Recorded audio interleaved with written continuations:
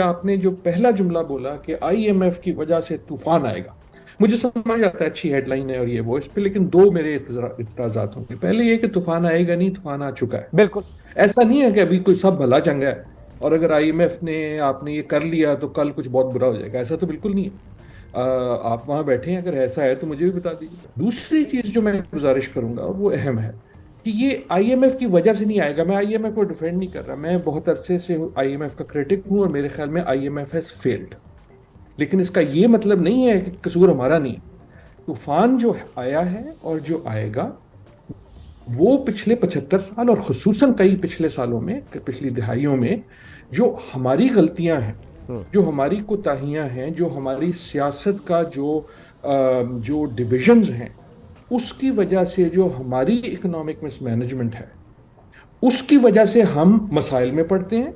उन मसाइल की वजह से हम आईएमएफ के पास जाते हैं, जो एज आई सेड मेरे व्यू में एक इनफेक्टिव इदारा है ग्लोबली।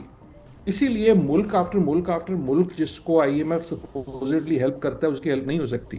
लेकिन कसूर उन ममालिक का है, कसूर उस सियासत का है, कसूर उस बैड पॉलिसी का है, कसूर आपने बिल्कुल दुरुस्त कहा उस बैड इंप्लीमेंटेशन का है कि 23 बार हमने वादे किए, 23 बार हमने उन वादों पे पूरा हम नहीं उतरे।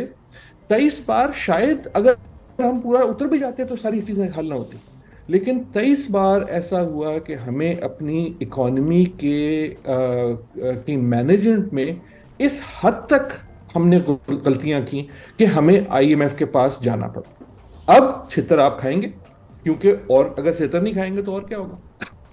सही है, बिल्कुल सही। लेकिन सर ये मुझे बताएं, आपने कहा कि आईएमएफ का भी फेलियर है, तो वो किस किस तरह से, आप मजीद उसको थोड़ा सा इलेबोरेट कीजिएगा कि देखिए, ये मुल्क दर दूसरी मुल्क इस वक्त आर्गुमेंट है। आईएमएफ में जाने जी के बिल्कुल, बाद निकल दूसरी नहीं पा रहे आर्गुमेंट है। हैं मैं गिरदाव मैं से। मैं कई सालों से और किसी खुसूसन इस पिछले 2 एक साल में आईएमएफ एज एन इंस्टीट्यूशन, इसका पाकिस्तान से ताल्लुक नहीं। हम्म। आईएमएफ के पास मुल्क सिर्फ तभी जाता है जब मुल्क अपनी मसाइल इतने खराब कर चुका हो कि उसके पास कोई और वसीला ना हो, वरना आईएमएफ के पास तो नहीं जाएगा। लेकिन एज एन इंटरनेशनल इंस्टीट्यूशन, अगर आपके पास इस वक्त मुल्क में तकरीबन 20 से 30 तक ऐसे ममालिक हैं जो डिफॉल्ट के दहारे पे खड़े हैं, तो then the world should be, Pakistani world should be asking IMF के, यार तुम्हारा तो एक ही काम था कि ग्लोबल फाइनेंशियल स्टेबिलिटी लाओ। हाँ। तुम्हारे पास तो और कोई काम ही नहीं है ना। आईएमएफ तो इसलिए बनाया गया था कि आईएमएफ जो है वो ग्लोबल स्टेबिलिटी लाएगा, ममालिक को एक तरह से एक सेफ्टी नेट देगा, उनको इस किस्म से उनके साथ वर्क करेगा कि इन मसाइल से निकले। तो थोड़ी सी मेरे ख्याल में जो अकाउंटेबिलिटी है आईएमएफ की भी होने वाली है ठीक है, बिल्कुल कि सही। आपके आपके इस आईएमएफ पॉइंट को मैं पॉलिसीज रखूंगा। ना पहले मैं 80s में भी देखा हमने, 90s में भी देखा, ये स्ट्रक्चरल एडजस्टमेंट वीक मुल्कों पे जाकर इस किस्म की डिमांड्स करना जो मुस्तहकम मुल्क भी नहीं कर सकते। जो चीजें अमेरिका और यूरोप नहीं कर सकता वो आप डिमांड करते हैं कि घाना करेगा, जैम्बिया करेगा, ठीक है। वेनेजुएला करेगा, पाकिस्तान करेगा। कि कॉम्प्लेक्स मसले को आसान जवाब नहीं दिया जा सकता। और जो जावेद साहब भी बात कर रहे थे वो दुरुस्त है कि ये हम अगर हम सवाल इस तरह करेंगे कि जी आईएमएफ का कसूर है कि हमारा, तो गलत सवाल है। कसूर तो हमारा है, कसूर तो कोई शक नहीं। हमारा है। कसूर जब मुल्क आईएमएफ के पास जाता है उसका ही होता है। आपको किसी ने बंदूक लगाई थी कि आईएमएफ के पास जाए? मसला ये है कि इज आईएमएफ हेल्पिंग और not. Both propositions are true. Pakistan ने अगर खड्डे में अपने आप को पाता है तो वो खड्डा इसलिए है कि हमने बड़ी मेहनत से खोदा है, हमारे पॉलिसी मेकर्स ने खोदा है, हमारे टीवी जर्नलिस्ट ने उस पर आग डाली है, हमारे लोगों ने बेवकूफ डिसीजन लिए हैं और उसकी वजह से हम एक मसले में, और उस मसले की वजह से हमें किसी लेंडर के पास जाना पड़ता है। देखिए हम क्यों एक नॉर्मल मुल्क जो है वो चीन या सऊदी अरेबिया के पास नहीं फिरता रहता कि वो हमें कुछ दो। नॉर्मल मुल्क तो अपनी इकोनॉमी इस लेवल पे लाता है कि ना उसको कोई लेंडर ऑफ फर्स्ट रिजॉर्ट कोई चीज ही नहीं हो। मैं वापस ये कहूंगा कि first, second, third, fourth, fifth responsibility Pakistan की है। Now the IMF question is कि इज आईएमएफ हेल्पिंग और हर्टिंग। हम उनके पास गए हैं क्योंकि हमारी जरूरत है, इसलिए नहीं गए कि हमारे फूफे हैं या हमें बड़े पसंद है। अब आपकी मजबूरी है आपको जाना। अब अगर आप चले गए हैं तो देन यस, यस, यस, जो आप उनसे तय करेंगे उस पर अमल करें। एक गुजारिश, जी। फर्स्ट लेंडर और सेकंड लेंडर वाली बात चीन और सऊदी अरेबिया की, वो दुरुस्त इसलिए भी है यार कि एक तरह से आईएमएफ की जो पॉलिसीज है ना वो सैंक्शंस बन गई। ये अनस्टेटेड सैंक्शन होगी ना, कि जब आईएमएफ आपके पास नहीं आया तो बाकियों ने भी आप पे सैंक्शन लगा दी कर्जों पे। तो that is why I am saying कि ग्लोबली हमें, दुनिया को, आईएमएफ को ये रिकंसिडर करना पड़ेगा कि देखिए ना, कर्जा तो उनका बड़ा छोटा सा है रिलेटिव टर्म्स में, लेकिन उसकी असली पावर ये है कि उसका जो इम्पैक्ट है, उसका जो इफेक्ट है, वो मुल्कों पे सैंक्शन बन गया।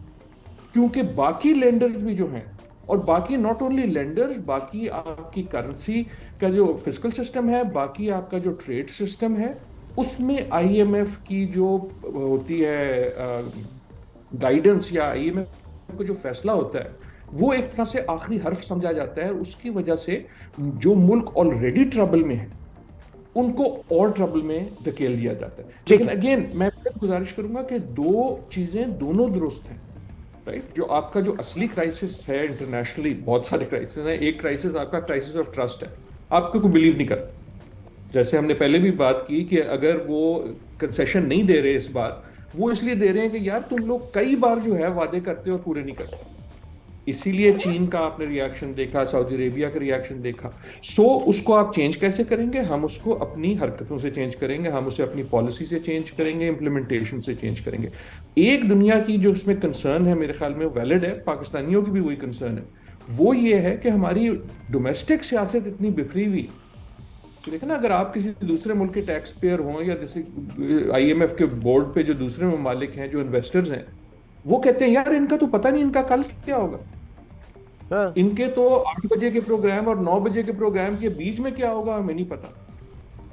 तो हम अगर इतना यहां इन्वेस्ट कर रहे हैं तो आप फ्रेजाइल हो जाते हैं ना। मैं बिल्कुल मतलब रैशनल एक बात कर रहा हूं कि किसी ने अगर पैसे देने हैं, और एक मुल्क जो है उससे हर खबर जो आ रही है, उससे हर चीज जो आ रही है, वो इंस्टेबिलिटी की खबर आ रही है, तो द वर्ल्ड विल बी, यानी इस वक्त हमारी मईशत जो है, हमारी सियासी अदम इस्तेहकाम की कीमत अदा कर रही है। फिर आदिल नजम साहब, आपकी तरफ आता हूं। सर, ये फरमाइएगा कि क्या इलेक्शन ही वाहिद हल है इस तमाम तर सूरत हाल का? यार ये वाहिद वाला लफ्ज निकाल दें आप हेडलाइन मांग रहे हैं हमसे, हम आपको एनालिसिस दे रहे हैं। जावेद साहब बिल्कुल सही कह रहे हैं, वाहिद तो कोई हल नहीं। वाहिद तो हल, आपके मसाइल इतने गहरे हैं कि उसका कोई वाहिद हल नहीं। आपने इतनी मेहनत से इतने मसाइल में आए ना, आपने बड़ी मेहनत की है यहाँ तक पहुंचने में, उतनी मेहनत करनी पड़ेगी यहाँ से निकलने के लिए।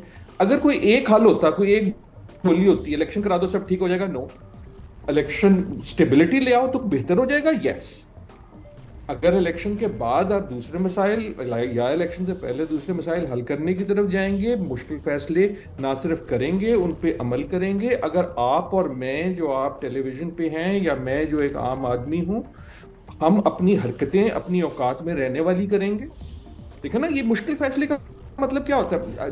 लेकिन सर, मसला यहाँ पे ये ना कि मुश्किल फैसले अगर ये कोलिशन गवर्नमेंट लेती है तो इसका पॉलिटिकल कैपिटल दांव पे लग जाएगा। ये यहाँ पे तो ये सारे मसाइल हैं। पॉलिटिक्स यही तो होती है, अगर आप जब दांव पे लगेगा आप पीछे हट जाएंगे, तो इसका मतलब है आपके पास ना पॉलिटिकल कैपिटल है, ना आपके पास मुश्किल फैसले की इस्तात। मुश्किल फैसले का मतलब ये होता है कि आप जो हैं, जिस किस्म की हुकूमत हो, वो लोगों को कन्विंस करे कि यार पेट्रोल की कीमत अब बढ़ेगी, अब अपनी हरकतें ठीक करो, अब अपनी औकात में रहो। हम we do live over our means. हमारा मुल्क जो है, आप अपने एक्सपेंडिचर देख लें। और जब मुश्किल फैसला क्यों नहीं कर सकती गवर्नमेंट, इसलिए नहीं कर सकती कि पहले तो आप चीखते हैं टीवी पे, उसके बाद जो आम आदमी है वो नहीं, वो प्रेशर डालता है, उसके बाद आपके ट्रेडर कभी बाहर आ जाते हैं, आपके करेंसी वाले बाहर आ जाते हैं। और क्योंकि हमारी पॉलिटिकल गवर्नमेंट जो है वो वीक होती है, कोई भी गवर्नमेंट वीक होती है, वो कहती है अच्छा यार है तो गलत बात, लेकिन इनको खुश करना जरूरी है क्योंकि वरना मेरी हुकूमत जाएगी। वीक गवर्नमेंट मुश्किल फैसला दुनिया भर में कहीं नहीं कर सकती, और ना ही पॉपुलिस्ट गवर्नमेंट दुनिया भर में मुश्किल फैसला कर सकती है। और डॉक्टर आदिल नजम ने कहा कि इतना मुश्किलों से तो हम यहाँ तक पहुंचे, इतने सारे भंड्स मार के, ब्लंडर्स करके और सारी चीज़ों को तहोबाला करके हम यहाँ तक पहुंचे, ऐसे कैसे निकल जाएंगे। इंशाल्लाह आपसे फिर मुलाकात होगी। टिल देन टेक केयर, अल्लाह हाफ़िज़।